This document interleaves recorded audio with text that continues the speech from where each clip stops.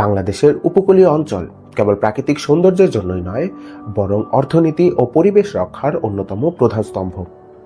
৭০ লক্ষ হেক্টর আয়তনের বাংলাদেশের উপকূলীয় অঞ্চল দেশের মোট ভূমির ২০% এবং জনসংখ্যার ২৮% মানুষের আবাসস্থল।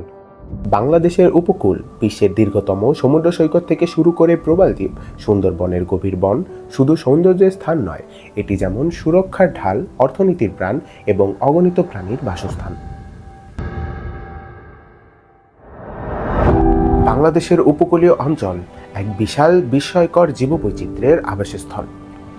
বিশ্বের বৃহত্তম ম্যানগ্রোভ বন সুন্দরবন ছাড়াও কক্সবাজার, টেকনাফ এবং সেন্ট মার্টিনে রয়েছে বিশাল জীববৈচিত্র্য। সুন্দরবনে ১০৬টি বাঘ সহ প্রায় ৪৪০ প্রজাতির বন্যপ্রাণীর আবাসস্থল রয়েছে। সেন্ট মার্টিন দ্বীপে ২৭ প্রজাতির প্রবাল এবং প্রায় ১৫০ প্রজাতির সামুদ্রিক শামুক ও ঝিনুক রয়েছে।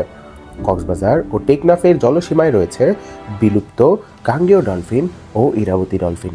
কুয়াকাটায় প্রতি বছর শীতকালে কয়েক হাজার অতিথি পাখি আসে, যাদের মধ্যে অন্যতম জলময়ূর এবং হিমালয়ী হাঁস। কচ্ছপ প্রজনন কেন্দ্রে প্রতি বছর শত শত লাল কচ্ছপ ডিম পাড়ে, যা ভবিষ্যৎ প্রজন্মের জন্য একটি আশার বার্তা। বাংলাদেশের উপকূলীয় জলসীমায় প্রায় ৪৭৫ প্রজাতির মাছ পাওয়া যায়। এর মধ্যে উল্লেখযোগ্য ইলিশ, যা প্রতি বছর ৫ লাখ টনেরও বেশি উৎপাদিত হয়। World Food and Agricultural Organization FAO-এর রিপোর্ট অনুসারে ২০১৯ সালে বাংলাদেশের জলসীমায় ৫ লক্ষ টন ইলিশ উৎপাদিত হয়েছিল, যার বাজার মূল্য ২৮,০০০ কোটি টাকা। উপকূলীয় অঞ্চলে জলবায়ু পরিবর্তনের প্রভাব মারাত্মকভাবে বৃদ্ধি পাচ্ছে। লবণাক্ততা, প্লাস্টিক দূষণ এবং প্রবাল ধ্বংস বাংলাদেশের উপকূলীয় অঞ্চলের জন্য সবথেকে বড় শত্রু। লবণাক্ততার কারণে সুন্দরবনের সুন্দরী গাছ ধ্বংস হচ্ছে। সেন্ট মার্টিনের প্রবাল দ্বীপ পর্যটন এবং জলবায়ু পরিবর্তনের চাপে বিলীন হওয়ার পথে। ২০১৭ সালের এক গবেষণায় দেখা গেছে, কক্সবাজারে প্লাস্টিক দূষণের কারণে সামুদ্রিক কচ্ছপের সংখ্যা কমছে।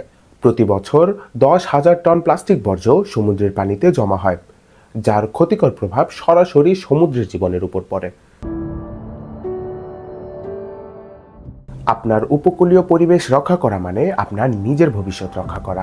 প্লাস্টিক দূষণ রোধ করা, পরিবেশ বান্ধব জীবনযাপন বেছে নেওয়া এবং স্থানীয় সংরক্ষণ কার্যক্রমে অংশ নেওয়া, এগুলো আপনার হাতেই। এই সমুদ্র, বন ও বন্যপ্রাণী আমাদের ভবিষ্যৎ প্রজন্মের জন্য রেখে যেতে চাইলে আমাদের সবাইকে এখনই উদ্যোগ নিতে হবে।